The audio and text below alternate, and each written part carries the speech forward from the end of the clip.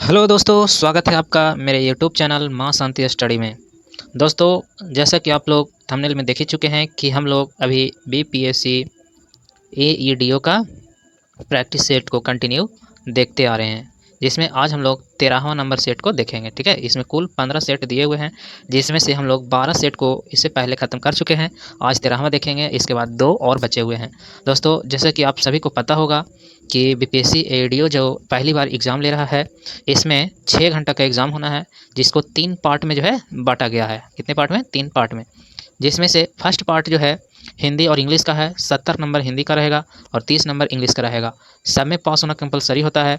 इसमें आपको 21 नंबर लाना ज़रूरी है और इसमें 9 नंबर लाना ज़रूरी है। अगर आप किसी में एक में भी फेल होते हैं तो आपको ये अगला 2 पेपर है जो गिना ही नहीं जाएगा, नंबर ही नहीं, उसको मतलब फेल मान लिया जाएगा।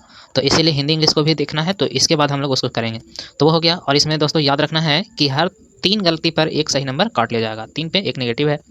और दूसरा, वो पहला पार्ट था हिंदी इंग्लिश का। दूसरा पार्ट है समान अध्ययन का, जिसको हम लोग कंटिन्यू इसमें देखते आ रहे हैं। तो समान अध्ययन उससे मेरिट नहीं बनने वाला है, उससे सिर्फ पास होगा पार्ट 1 से। पेपर 2 से है और 3 से जो मेरिट बनेगा, जिसमें समान अध्ययन का है, जिसको हम लोग देखते आ रहे हैं शुरू से। और तीसरा पार्ट में मैथ रहेगा और रीजनिंग रहेगा। 50 मैथ है और 50 रीजनिंग रहेगा दोस्तों। ठीक है, तो यही इसकी पूरा मतलब सिलेक्शन प्रोसेस है। 6 घंटा का हर पेपर का 2 घंटा टाइम मिलेगा। तो चलिए हम लोग देखते हैं समान अध्ययन का। दोस्तों, आप लोग एक छोटा सा लाइक सब्सक्राइब कर दिया करिए और बेल आइकन घंटी को ज़रूर दबा दीजिए, ताकि हम जब भी वीडियो डालें तो आपको पास सबसे पहले नोटिफिकेशन चला जाए और आप आराम से उस वीडियो को देख सकें। तो शेयर और लाइक सब्सक्राइब जो भी होता है आपके जो होता है वो आप कर दिया करिए। जिससे क्या होता है कि हम और आपका बीच का जो संबंध है बना हुआ रहता है और हमको भी लगता है कि मेरा मेहनत का कदर किया जा रहा है। तो चलिए हम लोग बिना समय गवाए अपने चलते हैं प्रश्न की ओर, सेट नंबर 13 समान अध्ययन का।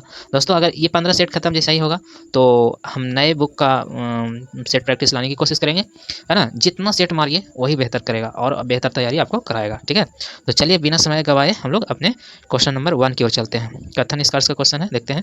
पहले क्या है कि अभी कथन है, चलती हुई बस के अचानक रुकने पर यात्री आगे की ओर झुक जाते हैं। ठीक है, सही बात है।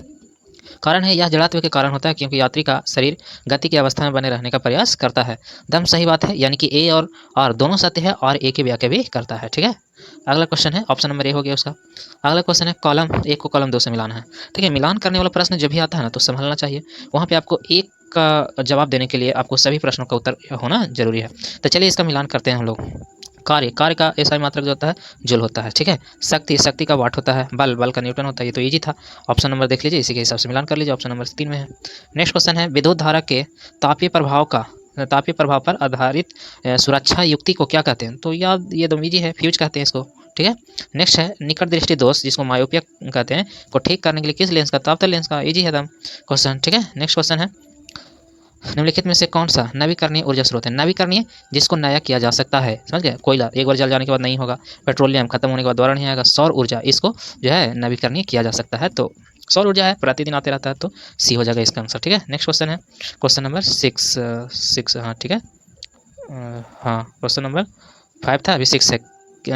किसी तरल आंशिक या पूर्ण रूप से डूबी हुई, है ना, वस्तु पर ऊपर की ओर लगने वाला बल हमेशा उत्प्लावन बल कहेगा। ठीक है, कहलाता है।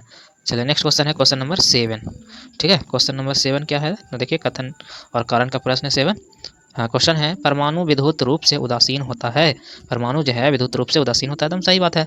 परमाणु में प्रोटॉनों और इलेक्ट्रॉनों की संख्या समान होती है, भी सही बात है। तो ए और बी दोनों सही है और व्याख्या भी करेगा। ठीक है, नेक्स्ट है, कॉलम और फिर कथन का प्रश्न आ गया, तो इसका भी हम लोग को मिलान करना है। चलिए मिलान करते हैं। दूध जो है इक्वलाइड है। ठीक है, याद रखना है, दूध कोलाइड है। हवा क्या है, तो हवा तो भाई विलयन है ना। ठीक है, और कीचड़ युक्त पानी ये निलंबन हो जाएगा। ठीक है, तो ऑप्शन नंबर देख लीजिए, इसी के हिसाब से 3 हो जाएगा। ठीक है, नेक्स्ट क्वेश्चन है, आधुनिक आवर्त सारणी में तत्वों को किस आधार पर व्यवस्थित किया गया है? हाँ देखिए, तो किस आधार पर किया गया है, तो परमाणु संख्या और द्रव्यमान। तो भाई आधुनिक वाला बोला जा रहा है, आधुनिक वाला। ठीक है, तो आधुनिक वाला है परमाणु संख्या के आधार पे। ठीक है, ऐसे परमाणु द्रव्यमान के आधार पे मेंडलीव वाला था। ठीक है, उन लोग तो परमाणु संख्या आधुनिक बोला है, इसीलिए हो गया। ठीक है, नेक्स्ट क्वेश्चन है, निम्नलिखित में से कौन सी एक ऊष्माक्षेपी अभिक्रिया है? ठीक है, ऊष्माक्षेपी बोलेगा जिससे ऊष्मा निकलता है, तो प्राकृतिक गैस का दहन होना ऊष्माक्षेपी है। नेक्स्ट क्वेश्चन है, फिर से मिलान करने वाला आ गया, तो चलिए देखते हैं मिलान करने वाला क्या है क्वेश्चन। सॉरी, हाँ चलिए देखते हैं मिलान करने वाला प्रश्न को बहुत ही ध्यान से बनाना होता है। चलिए, तो क्या है, सोना। सोना क्या है, तो सबसे अधिक आघात वर्धनीयता है, एकदम सही। लिथियम क्या है, तो सबसे हल्की धातु है, सही है। पारा बच गया तो द्रव धातु हो गया, यानी ऑप्शन नंबर सी हो गया। ठीक है, नेक्स्ट क्वेश्चन 12। ठीक है, 12 क्वेश्चन है आपका यहाँ। ठीक है, 12 भी कथन कारण का क्वेश्चन है। चलिए बनाते हैं इसको। हाँ, क्या बोला गया है, संतृप्त हाइड्रोकार्बन असंतृप्त हाइड्रोकार्बन की तुलना में कम अभिक्रियाशील है। एकदम सही बात है दोस्तों, संतृप्त वाला ज़्यादा होता है, असंतृप्त वाला है ना उससे कम होता है। मतलब असंतृप्त ज़्यादा होता है, संतृप्त कम होते हैं। ठीक है, और इसका कारण क्या है, तो संतृप्त हाइड्रोकार्बन में केवल एकल बंधन होते हैं। एकदम सही बात है ना। जबकि असंतृप्त हाइड्रोकार्बन में द्वि और त्रिबंध होते हैं। असंतृप्त रहेंगे जेकरा में अल्कीन अल्काइन आ जाएंगे, और संतृप्त में सिर्फ अल्केन आते हैं। ठीक है, तो इसका मतलब ऑप्शन ए सही है और व्याख्या भी करता है। ठीक है, नेक्स्ट है, साबुन के अणु में होते हैं, क्या होते हैं, तो इसमें होता है एक जल रागी शीर्ष और एक जल विरागी मुछ होते हैं। ठीक है, नेक्स्ट है, मानव शरीर की सबसे छोटी हड्डी देखिए कौन में होता है, जिसको कहते हैं स्टेपिस। ठीक है, करेक्ट आंसर इसका सी हो जाएगा। नेक्स्ट है, कॉलम वाला प्रश्न है, तो इसको मिलान करना है हम लोग को। चलिए मिलान करते हैं हम लोग, इसका हो जाएगा हाँ मिलान कर दें। चलिए मिलान करते हैं। तो इसका जो है जाइलम जल और खनिज को परिवहन करने का काम करेगा, और फ्लोएम तो भोजन परिवहन को करेगा, रंध्र बच गया तो गैसों का विनिमय करेगा। देख लीजिए इसी के हिसाब से ऑप्शन नंबर बी दिख रहा है। ठीक है, नेक्स्ट क्वेश्चन है, अलैंगिक जन्म में संतति होती है, तो संतति कैसी होती है, तो अनुवांशिक रूप से जनक से अलग होते हैं। एकदम सही, अनुवांशिक रूप से जनक के समान होते हैं, वो सही है, तो बी और सी होगा। ठीक है, अगला है, परागन क्या है। परागन क्या है, तो ये बहुत अच्छा क्वेश्चन है। पराग कोश से वर्तिकाग्र तक पराग कणों का स्थानांतरण होने को ही परागन कहते हैं। नेक्स्ट क्वेश्चन है, एक स्थिर आवेश पर एक चुंबकीय क्षेत्र कितना बल लगाता है, करेक्ट आंसर इसका हो जाएगा 0 बल लगाएगा। ठीक है, option number C. Next question है, निम्नलिखित में से कौन सी लेजर है ना किरण की विशेषता नहीं है, लेजर किरण की विशेषता नहीं बोला गया है, तो करेक्ट आंसर इसका हो जाएगा यह बहुवर्णीय होती है ना, पॉलीक्रोमैटिक। ठीक है, नेक्स्ट क्वेश्चन है, नाइट्रोजन परिवार समूह 15 के तत्वों के बारे में कौन सा कथन सही है, करेक्ट आंसर इसका जो है उनकी सामान्य ऑक्सीकरण अवस्था 3 और 5 है, यानी कि ऑप्शन नंबर सी हो जाएगा। ठीक है, नेक्स्ट क्वेश्चन है, निम्नलिखित में से कौन से गुरुत्वाकर्षण है ना कौन से गुरुत्वाकर्षण के सार्वभौमिक नियम की परिघटना से संबंधित नहीं है, करेक्ट आंसर हो जाएगा चंद्रमा के कारण उत्पन्न होने वाला ज्वार भाटा। ठीक है, नेक्स्ट क्वेश्चन है 21 नंबर क्वेश्चन, 21 सॉरी दोस्तों, तो था हाँ यहाँ था परिघटना नहीं है, तो 21 का हाँ बी, तो बी में जो है यहाँ देख लेते हैं केवल सी, तो गलती हो गया था यहाँ से, तो है ना केवल सी यानी नाभिक के परित इलेक्ट्रॉन की गति, ये इसका करेक्ट आंसर हो जाएगा। ठीक है, याद रखना है। नेक्स्ट क्वेश्चन है 22, निम्नलिखित में से कौन सा एक विस्तृत स्पेक्ट्रम प्रतिजैविक है, करेक्ट आंसर हो जाएगा कैट क्लोरेमैफेनिकॉल। ठीक है, याद रखिएगा। अगला क्वेश्चन है, देखिए क्लोरेमैफेनिकॉल एक है ना स्पेक्ट्रम प्रतिजैविक है ना। अगला क्वेश्चन है, उपयुक्त झिल्ली के माध्यम से विसरण द्वारा क्रिस्टलाभ से कोलाइडी कणों को अलग करने की प्रक्रिया को क्या कहलाता है। ठीक है, करेक्ट आंसर हो जाएगा अपोहनी, जिसको डायलिसिस भी कहते हैं। नेक्स्ट क्वेश्चन है, आरएनए के बारे में कौन सा कथन गलत है, तो करेक्ट आंसर जो है यहाँ आमतौर पर एक द्विरज्जुक अणु होते हैं, यही गलत कदम है। ठीक है, नेक्स्ट क्वेश्चन है अभी कथन कारण का है, एक वर्णाध पुत्री तभी पैदा हो सकती है जब उसका पिता वर्णाध हो और उसकी माँ कम से कम वाहक हो, तो सही बात है, जेनेटिक है तो उसका रहेगा तभी वैसा हो सकता है। दूसरा है, वर्णाध का एक से संग्रहक अप्रभावी विकार है, हाँ ये भी सही है, तो ऑप्शन ए हो जाएगा, दोनों कथन सही है और ए की व्याख्या भी करता है। ठीक है, नेक्स्ट क्वेश्चन है, गर्भावस्था। ठीक है, गर्भावस्था के दौरान अपरा का मुख्य कार्य क्या है, बहुत अच्छा क्वेश्चन है, भ्रूण को पोषक तत्व ऑक्सीजन प्रदान करता है ना, तो करेक्ट आंसर इसका हो जाएगा पॉल, ऑक्सीजन अपशिष्ट उत्पादों को हटाना, खराब चीज़ को हटाता है और भोजन देता है। ठीक है, नेक्स्ट क्वेश्चन कॉलम वाला प्रश्न है, देखते हैं कॉलम वाला क्या है, तो करेक्ट हाँ इसका जो है प्रमस्तिष्क जो है सोचने समझने और याद रखना बुद्धिमत्ता का प्रतीक कह सकते हो। अनुमस्तिष्क क्या है, तो शरीर का संतुलन करता है। और मेडुला ऑब्लिगेंटा क्या है, तो ये जो है अनैच्छिक क्रिया पर नियंत्रण करेगा। हाइपोथैलेमस क्या है, तो ताप भूख और इस पर नियंत्रण करेगा। तो भाई करेक्ट आंसर इसका क्या हो गया, तो 1 के 3 हाँ यानी कि ऑप्शन नंबर ए हो जाएगा। ठीक है, नेक्स्ट क्वेश्चन है 28, आधुनिक संश्लेषण सिद्धांत के अनुसार विकास की प्रक्रिया के बारे में कौन सा कथन सही है, तो करेक्ट आंसर हो जाएगा इसका, इसमें कोई अनुवांशिक विभिन्नता, प्राकृतिक चयन और पृथक्करण शामिल है ना, यही इसका सही हो जाएगा। नेक्स्ट क्वेश्चन है, निम्नलिखित में से कौन सा अंग शरीर का अंग है जो रासायनिक प्रयोगशाला कहलाता है ना, विषहरण में महत्वपूर्ण भूमिका निभाता है, द करेक्ट आंसर इसका हो जाएगा यकृत है। ठीक है, नेक्स्ट क्वेश्चन हो जाएगा 28, ठीक है 28। देखिए 28 नंबर जो क्वेश्चन है, झूम की खेती जिसे करतहन दहन कृषि भी कहा जाता है कि इसका एक प्रमुख कारण है। करेक्ट आंसर जो है ना ये वनो उन्मूलन का है, ठीक है। नेक्स्ट क्वेश्चन है, विश्व आर्थिक मंच द्वारा जारी ऊर्जा संक्रमण सूचकांक 2025 में भारत की रैंकिंग क्या है। करेक्ट आंसर हो जाएगा 71वां है, ठीक है। नेक्स्ट क्वेश्चन है, वर्ष 2025 का फूड प्लेनेट पुरस्कार का खिताब किसने जीता है। तो करेक्ट आंसर जो है हो जाएगा ऑप्शन नंबर बी जो है नाइट्रो कैप्ट है ना, नाइट्रो कैप्ट ने जीता है। नेक्स्ट है 33वां, 20 जून 2025 को भारत के नीरज चोपड़ा ने पेरिस डायमंड लीग में कौन सा पदक जीता है। करेक्ट आंसर इसका हो जाएगा स्वर्ण पदक, ठीक है। कौन सा पदक जीते हैं, सोना वाला, ठीक है। नेक्स्ट क्वेश्चन है, हिंदी भाषा का साहित्य अकादमी युवा पुरस्कार 2025 कविता संग्रह फिर उगना है ना के लिए किसे चुना गया है। करेक्ट आंसर हो जाएगा पार्वती तिर्की को, ठीक है। नेक्स्ट क्वेश्चन है, बिहार का पहला एकीकृत ठोस अपशिष्ट प्रबंधन क्लस्टर कहाँ स्थापित किया गया है। करेक्ट आंसर हो जाएगा पटना में, ठीक है। नेक्स्ट क्वेश्चन है, इसराइल ईरान युद्ध के बीच ईरान में फंसे भारतीय छात्र को सुरक्षित स्वदेश वापस लाने के लिए भारत सरकार कौन सा ऑपरेशन शुरू किया था। करेक्ट आंसर हो जाएगा ऑपरेशन सिंधु, ठीक है, ऑपरेशन सिंधु। नेक्स्ट क्वेश्चन है, 16 जून 2025 को भारत के वर्तमान प्रधानमंत्री नरेंद्र मोदी को किस देश के सर्वोच्च नागरिक सम्मान grand cross of the order of है ना मकारियोसो 3 से सम्मानित किया गया है।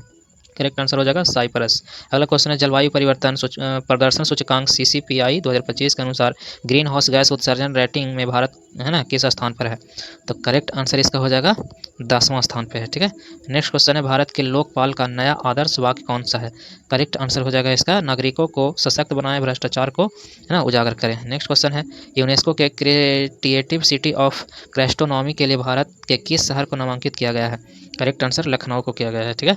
नेक्स्ट क्वेश्चन है, Ayushman Bharat digital mission scan और सुविधा के तहत सबसे अधिक QR कोड स्कैन करने वाला राज्य कौन सा है। करेक्ट आंसर हो जाएगा इसका ऑप्शन नंबर बी है ना बिहार। नेक्स्ट है, खान क्वेस्ट 2025 के संदर्भ में निम्नलिखित कथनों पर विचार करें, ठीक है। तो चलिए हम लोग कथन पे विचार कर लेते हैं थोड़ा। तो हाँ, कथन पे विचार करते हैं। तो इसमें जो ऑप्शन है, ऑप्शन नंबर जो बी है, क्या है बी में, तो 14 से 28 जून 2025 तक खान क्वेस्ट अभ्यास मंगोलिया में आयोजित किया जाएगा। सही है, ठीक है, सही है। और इसके बाद है जो ऑप्शन नंबर 3, ये जो है आपका यह वार्षिक अभ्यास विश्व भर के सैन्य बलों के सहयोग करने और अपनी शांति स्थापित क्षमताओं को बढ़ाने के लिए एक साथ लाता है। तो करेक्ट आंसर हो जाएगा 2 और 3, ठीक है।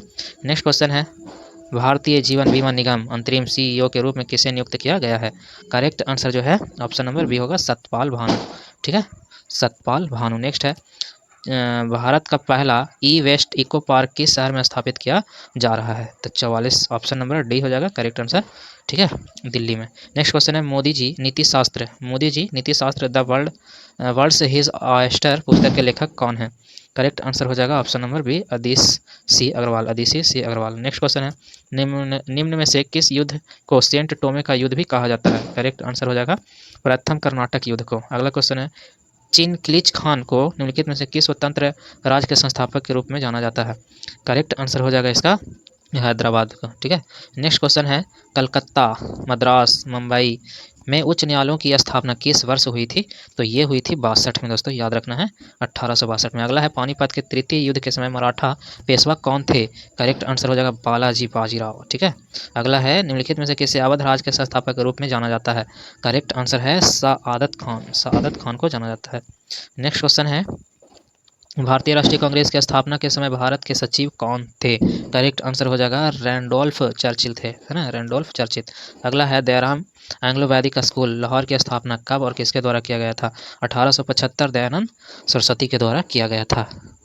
एक मिनट, दयानंद एंग्लो वैदिक स्कूल, सॉरी, ठीक है दोस्तों, इतवारी समाज के इस समय किया गया था, नहीं 1886 में लाला हंसराज के द्वारा किया गया था, ठीक है।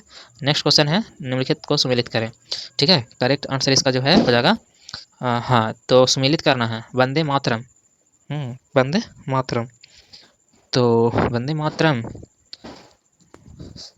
केवल एक ही पेरिस, ये तो ठीक है, यही केवल एक ही सही है, बाकी सब तो नहीं है। उपयुक्त में सही सिर्फ निम्नलिखित को सम्मिलित करें, निम्नलिखित दिए गए कोटों के आधार पर सही उत्तर का, तो सही सिर्फ वही है वंदे मातरम पेरिस है ना, से संबंधित है। तलवार ये सब गलत है, गद्दार पार्टी बर्लिन में नहीं, वंदे मातरम पेरिस में होता है, यानी करेक्ट आंसर ए हो जाएगा। ठीक है, नेक्स्ट क्वेश्चन है पूना सेवा सदन की स्थापना किस वर्ष हुई थी? करेक्ट आंसर हो जाएगा 1909 में। ठीक है, नेक्स्ट क्वेश्चन है भारत में बॉल स्काउट आंदोलन के भारतीयकरण का श्रेय निम्न में से किसे के नाम है? तो करेक्ट आंसर 55 का हो जाएगा ऑप्शन नंबर सी है ना, श्री राम वाजपेयी के। ठीक है, नेक्स्ट क्वेश्चन है 56 नंबर क्वेश्चन क्या है, तो चलिए 56 को देखते हैं है ना। 56 नंबर है तत्वबोधिनी सभा के संस्थापक कौन थे? करेक्ट आंसर हो जाएगा रविंद्रनाथ टैगोर, सॉरी देवेंद्रनाथ टैगोर हैं। ठीक है, देवेंद्रनाथ है, दोनों एक ही जैसा लगता है इसलिए याद रखिएगा, देवेंद्र रविंद्र नहीं।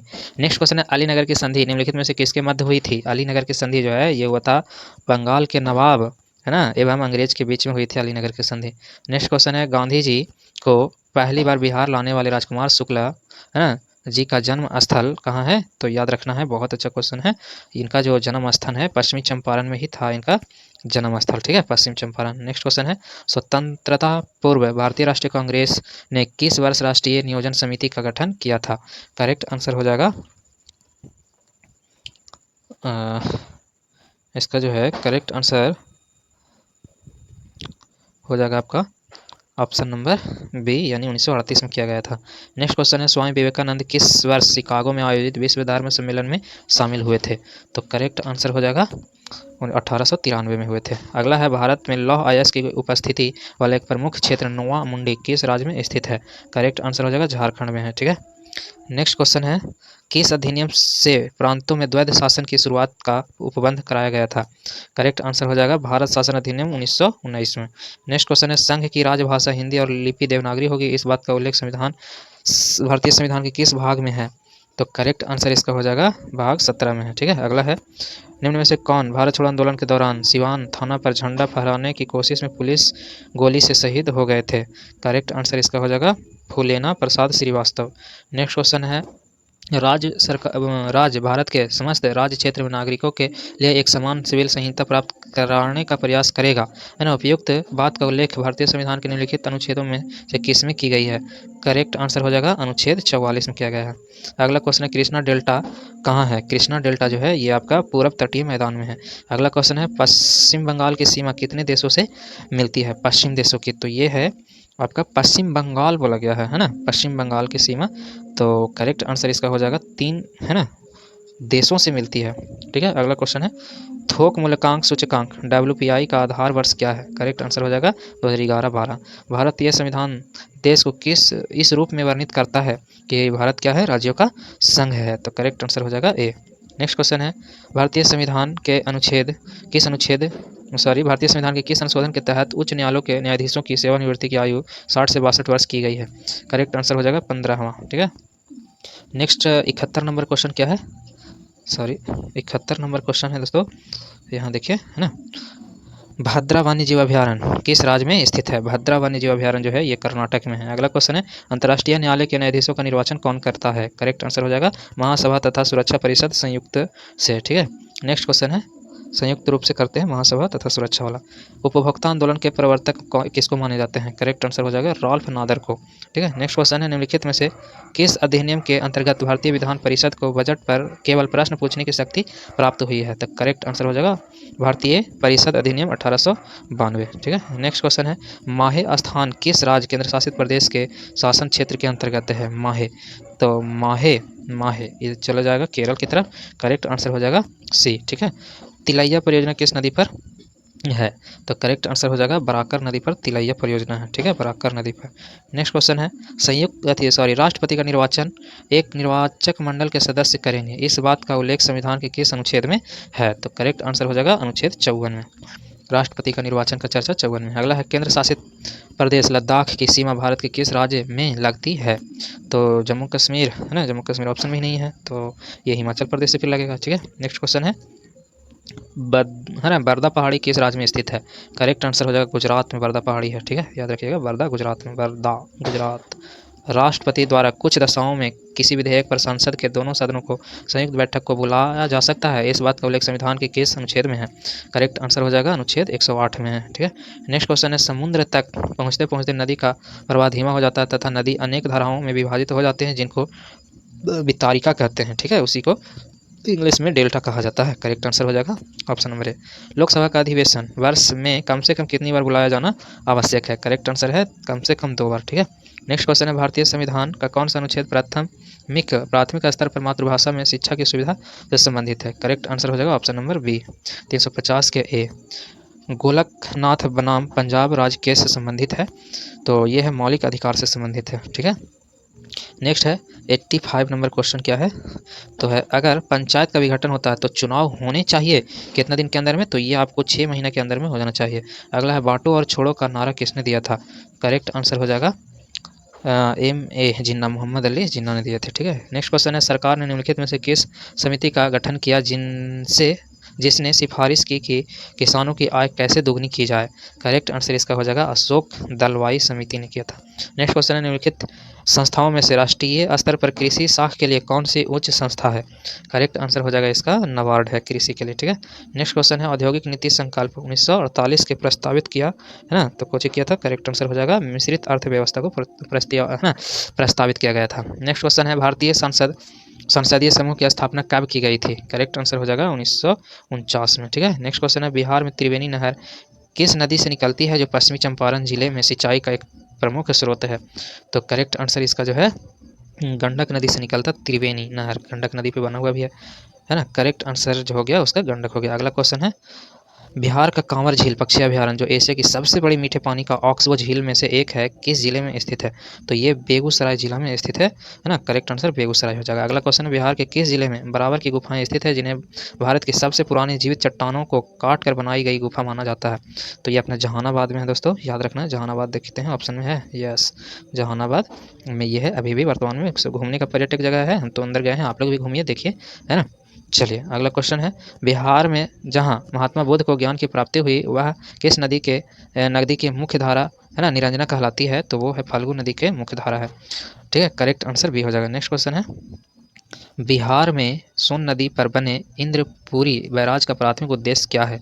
करेक्ट आंसर है पूर्वी और पश्चिमी सोन नहर प्रणालियों में सिंचाई हेतु पानी का दिशा परिवर्तन करना।